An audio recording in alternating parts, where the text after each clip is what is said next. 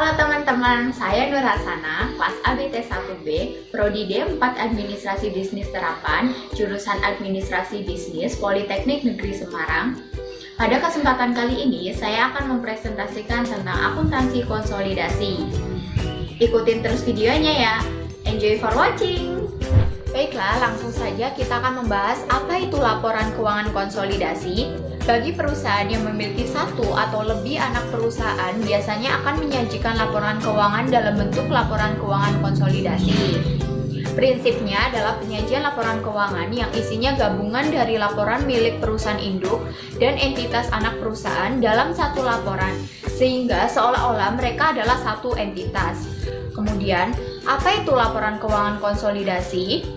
Yaitu laporan yang menyajikan posisi keuangan dan hasil operasi untuk induk perusahaan atau entitas pengendali dan satu atau lebih anak perusahaan atau entitas yang dikendalikan. Seakan-akan entitas-entitas individual tersebut merupakan satu entitas atau perusahaan satu perusahaan. Kemudian, syarat dari perusahaan yang membutuhkan laporan keuangan konsolidasi adalah: yang pertama, mempunyai satu atau lebih anak perusahaan yang dibuktikan dengan kepemilikan saham.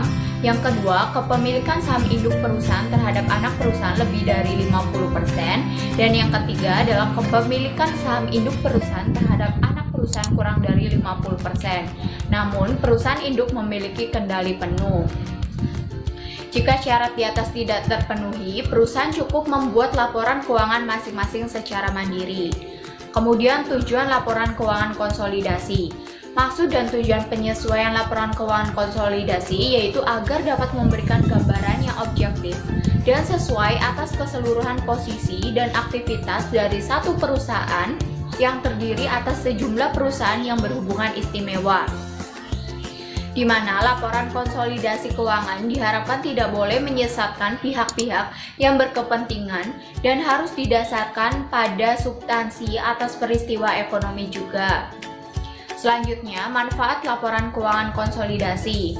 Yang pertama adalah dapat memberikan gambaran yang jelas tentang total sumber daya perusahaan hasil gabungan di bawah kendali induk perusahaan kepada para pemegang saham, kreditor, dan penyedia dana lainnya. Yang kedua, dapat memberikan informasi terkini bagi manajemen induk perusahaan, baik mengenai operasi gabungan dari entitas konsolidasi dan juga mengenai perusahaan individual yang membentuk entitas konsolidasi. Yang ketiga, mengetahui efek entitas anak perusahaan terhadap induk perusahaan dalam jangka panjang. Yang keempat, memberikan informasi paling mutakhir kepada tim manajemen perusahaan induk mengenai kinerja anak perusahaan yang dimiliki. Yang kelima, memberikan informasi kepada pihak luar yang membutuhkan. Kemudian, prinsip kerja dan cara pembuatan laporan keuangan konsolidasi. Secara umum, bagian-bagian yang harus dibuat sama dengan laporan keuangan biasa, yaitu adanya laporan neraca, balance sheet, laporan laba rugi, income statement, laporan perubahan modal, statement of change equity, serta laporan arus kas, cash flow statement. Di Indonesia sendiri, standar pembuatan laporan keuangan mengikuti PSAK, yaitu Pernyataan Standar Akuntansi Keuangan. Kemudian, kewajiban penyusunan laporan keuangan konsolidasi muncul sejak terjadinya hubungan induk anak. Laporan keuangan konsolidasi terdiri dari neraca konsolidasi, laporan laba rugi konsolidasi, laporan laba ditahan konsolidasi, dan arus kas konsolidasi. Pada tanggal akuisisi, hanya neraca konsolidasi yang dapat disusun, sebab laba rugi anak menjadi hak individu pada periode setelah akuisisi. Laba rugi dan laporan konsolidasi anak lainnya dikonsolidasi dengan induk satu periode setelah akuisisi. Kemudian, apa itu neraca konsolidasi? Yaitu neraca yang menggambarkan aktiva dan pasiva bersih secara keseluruhan yang menyajikan posisi keuangan gabungan antara induk perusahaan dan anak perusahaan pada suatu periode. Kemudian, tujuan laporan laba rugi konsolidasi. Yang pertama, untuk menyajikan hasil usaha perusahaan-perusahaan afiliasi sebagai satu kesatuan usaha. Yang kedua, untuk menunjukkan hasil usaha perusahaan selama periode akuntansi tertentu. Yang ketiga, semua pendapat dan biaya yang timbul sebagai akibat transaksi antar anggota afiliasi harus dieliminasi.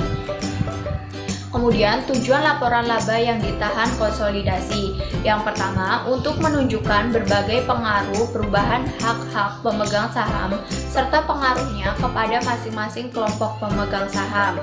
Yang kedua, untuk menunjukkan hak-hak pemegang saham terhadap bagian laba yang didapat perusahaan yang oleh karena pertimbangan tertentu untuk sementara tidak dibagikan. Pemegang saham pada perusahaan konsolidasi ada dua, yaitu yang pertama pemegang saham mayoritas dan yang kedua pemegang saham minoritas. Agar laporan keuangan konsolidasi dapat menyajikan informasi keuangan dari kelompok perusahaan tersebut sebagai satu kesatuan ekonomi, maka dilakukan langkah-langkah berikut. Yang pertama, transaksi dan saldo resiprokal antara induk perusahaan dan anak perusahaan harus dieliminasi. Yang kedua, keuntungan dan kerugian yang belum direalisasi yang timbul dari transaksi antara bank dan anak perusahaan harus dieliminasi. Yang ketiga, untuk tujuan konsolidasi, tanggal laporan keuangan anak perusahaan pada dasarnya harus sama dengan tanggal laporan keuangan bank. Apabila tanggal laporan keuangan tersebut berbeda, maka laporan keuangan konsolidasi per tanggal laporan keuangan bank masih dapat dilakukan sepanjang perbedaan tanggal pelaporan tersebut tidak lebih dari 3 bulan dan peristiwa atau transaksi material yang terjadi di antara tanggal pelaporan tersebut diungkapkan dalam catatan atas laporan keuangan konsolidasi. Yang keempat adalah laporan keuangan konsolidasi disusun dengan menggunakan kebijakan akuntansi yang sama untuk transaksi, peristiwa, dan keadaan yang sama atau sejenis. Yang kelima adalah hak minoritas, harus disajikan tersendiri dalam neraca konsolidasi antara kewajiban dan modal, sedangkan hak minoritas dalam laba disajikan dalam laporan laba rugi konsolidasi.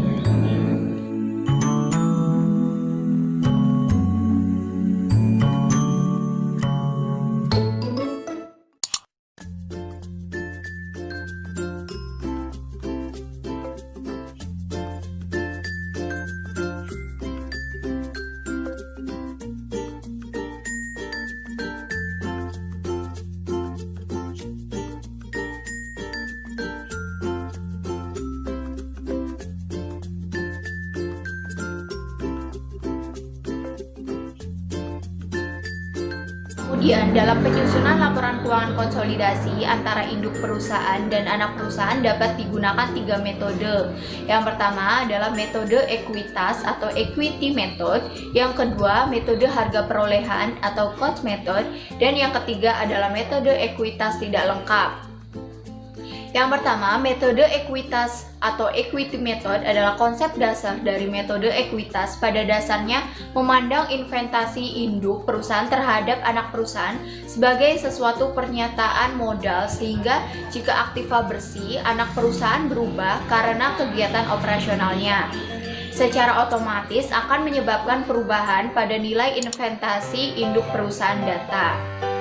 Yang kedua, metode harga perolehan atau cost method. Pada metode biaya yang dipakai untuk mencatat investasi saham-saham anak perusahaan, maka hanya dividen atas saham-saham tersebut yang telah dibagikan oleh anak perusahaan yang diakui sebagai pendapatan oleh induk perusahaan. Sebaliknya, laba atau rugi atas pemilikan modal atau saham hanya timbul apabila sebagian atau seluruh jumlah saham yang dimiliki tersebut dijual. Kemudian, cara menyusun laporan keuangan konsolidasi adalah dengan meletakkan laporan-laporan keuangan entitas induk dan entitas anak secara bersisian dalam sebuah kertas kerja konsolidasi. Anda juga bisa menggunakan aplikasi Microsoft Excel atau aplikasi akuntansi khusus lainnya yang memiliki fasilitas tersebut. Kemudian, langkah-langkah terstruktur yang bisa Anda ikuti untuk membuat laporan keuangan konsolidasi. Yang pertama, periksa laporan keuangan entitas induk dan entitas anak secara keseluruhan.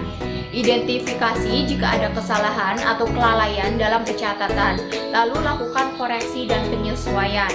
Yang kedua, sesuaikan laporan untuk melakukan eliminasi terhadap laba rugi antar masing-masing perusahaan. Yang ketiga, eliminasi penghasilan dan dividen dari anak perusahaan serta kembalikan saldo akun investasi di anak perusahaan ke saldo ketika awal periode. Yang keempat, lakukan penyesuaian untuk membuat catatan dari bagian kepentingan non-pengendali atas laba dan dividen anak perusahaan. Yang kelima, pada laporan entitas anak, eliminasi saldo reciprocal investment yang tadinya dilaporkan dalam laporan keuangan entitas induk. Sebaliknya, eliminasi ekuitas yang tadinya dilaporkan kepada keuangan entitas anak. Yang keenam, jika ada selisih-selisih nilai wajar, lakukan alokasi dan amortisasi. Yang ketujuh adalah lakukan eliminasi pada saldo-saldo resiprokal lainnya, seperti utang piutang, pendapatan, beban, dan lain-lain.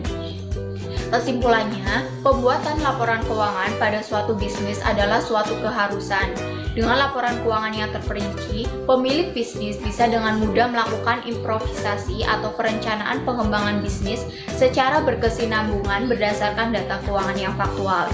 Sekian presentasi dari saya, semoga bermanfaat. Terima kasih.